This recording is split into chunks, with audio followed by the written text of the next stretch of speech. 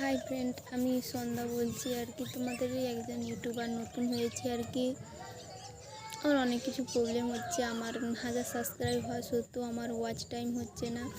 Watch time প্রথমে আমি যখন আমার ওয়াচ টাইম দেখি, বাট প্রচুর খুশি ছিলাম যে আমার হাজব্যান্ডকে বললাম আমার 4 ঘন্টা ওয়াচ টাইম হয়ে গেছে। বাট আমার স্বামী যখন আমার হাজব্যান্ড যখন আমার ফোনটা নিল, বলে তাও দেখি তোমার ওয়াচ টাইম দেখো।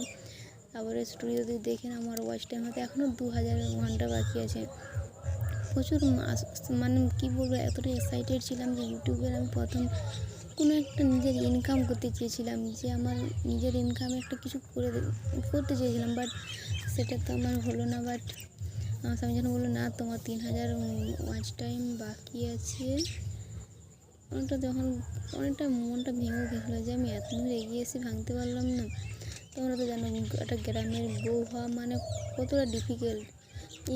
পাড়ার লোক আর কি। বাট জানো তো তোমরা গ্রামের বউ হওয়া মানে কতটা নানা লোকের নানা কথা, অমুক লোকের বউ টিকটক করে ভিডিও বানায়, মানে অনেক কিছু অনেকটা শুনতে হয় আর কি আমাদেরকে। তাও ঘরের ভিতরে রিলস বানাতে হয়। আমরা ফাঁকে আর কি যাই না, নিজের বাড়িতেই করি বা ছাদেতে করি।